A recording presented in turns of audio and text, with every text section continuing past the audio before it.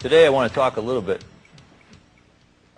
you a little bit about what's happening to carpenters, what's happening to our industry, the construction industry, what's happening out on the job site. All of you work on union jobs, and you work under a contract with certain benefits and conditions. But I want to tell you that that's not the case throughout North America. In fact, conditions for carpenters have deteriorated to where they are similar to what caused us to organize in 1881. Carpenters in those days banded together because they were suffering the same kind of problems. They had low pay, they were working for piece rate, conditions on the job were intolerable, they were working 14 hours a day. We see those things today, and they saw them then. And what they decided to do was to band together for their mutual aid and protection. That was the goal of our organization when we started. When those delegates got together in Chicago in 1881, their goal was to better themselves, to band together to better themselves. And their goal was to get every carpenter who worked in North America into our organization, because they understood that each one of us is in competition with each other for every job. That in the building trades, unlike in a factory, we work against each other for a job, and that the only protection we have is if we can work together to set a standard of wages for all carpenters in the industry. In 1881, Peter McGuire, or some member like you who was acting as an organizer in the area, got the carpenters together in a room like this. And they would sit together and say that we have to set a standard. We have to take wages out of competition. The way that we can set a decent standard of wages and working conditions is for us to band together and set that standard together. That was the beginning of our organization. In every town, carpenters got together, and they decided what their wages would be.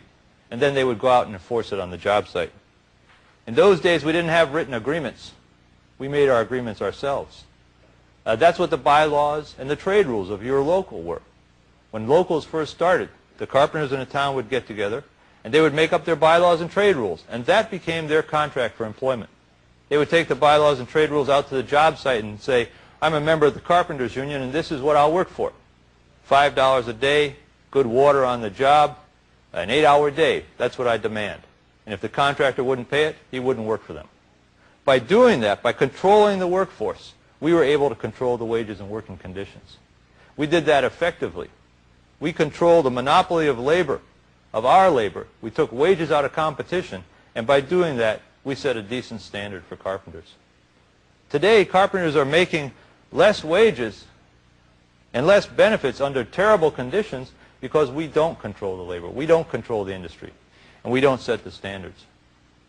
And if you look back in our history, by the end of World War II, and for those 20 years following, we held a high level of wages.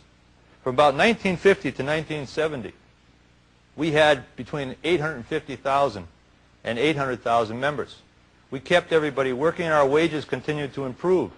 And we had the boom years, the great years in construction. Everybody was working, full employment, wages were high, and we were living pretty good. Once we had pulled everybody into the union, we had control. We started to do things that, when you think about it, made a lot of sense. When we had control, and all of us in this room, and every carpenter was in the union, then when a new carpenter came to town, we didn't want him. We tried to keep him out. We started to have exclusionary practices. We said, we'll control the manpower so that we'll control the standards, and we'll let people in through our apprenticeship system. And we set up a whole system to keep people out of the union.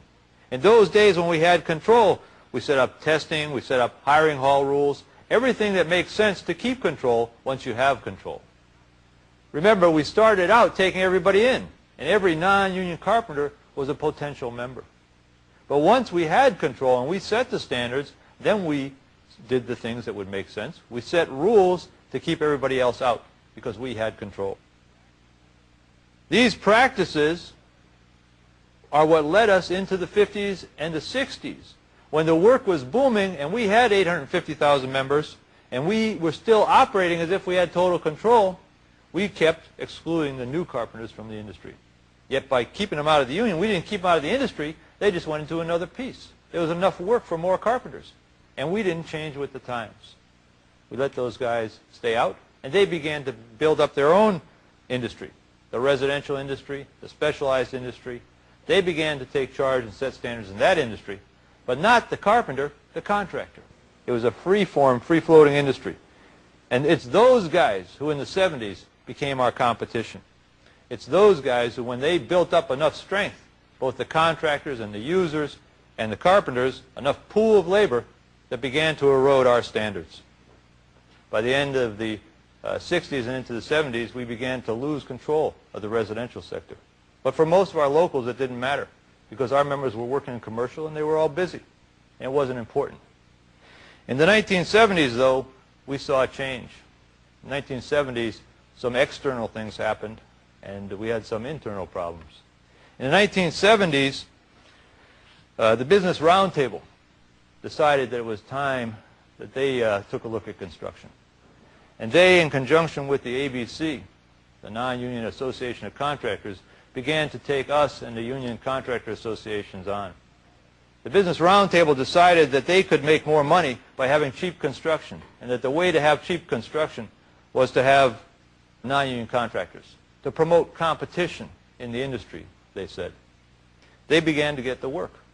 And our response was what you would predict, that when non-union contractors came into the area and we began to lose work, the demand came for wage concessions from us. And for the first time in years, instead of negotiating big increases, we were facing concessions. We were facing demands to change the standards in the industry.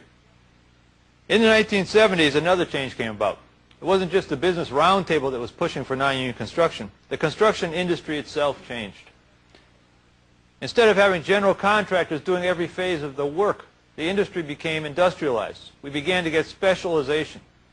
If you think back of those guys, those of you who were around in the early 70s, you remember that in the early 70s, if you were building a house, you might build the whole thing, the entire framework, do the roofing, do the insulation, do every piece of it, hang the drywall. It was all done by the same carpenters. By the end of the 70s, everything had become specialized. It started in residential, going from the time when the carpenter would take it from the foundation to the roof. Carpenters were just doing one piece. And the journeyman carpenter, the all-round journeyman carpenter, had become the journeyman drywaller and the journeyman roofer. And the industry had completely changed. What that meant is that these specialized carpenters could compete with any of us on that piece of the work. Now, we thought that was wrong. And if we controlled the industry, we could have stopped it. But we didn't have control of that industry, the residential industry. By then, it was largely non-union. And they controlled, or it was out of control. They, the employers, they, the industry, changed the conditions, and that carpenters were no longer all around in residential. They were specialized.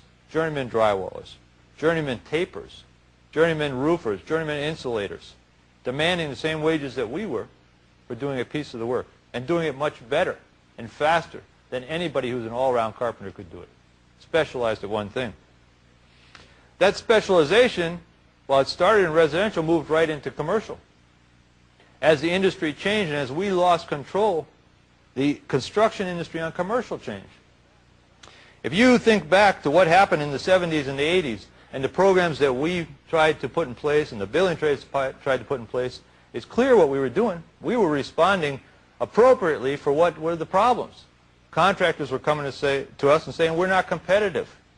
Cut the wages. We're not competitive. Take out overtime. We're not competitive. Let's change the work week. We're not competitive. We need piece rate. And at every juncture, we had to change the conditions if we didn't control the industry.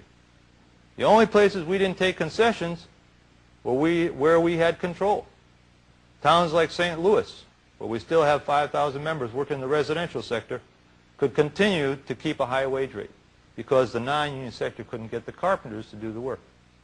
But in towns like Dallas and Houston and Atlanta, where there was a tremendous non-union sector, non-union carpenters out there, we had to change our wages to try and get into the market. That's what we called it, to try and get competitive. That's what we called it. And we lowered our rates.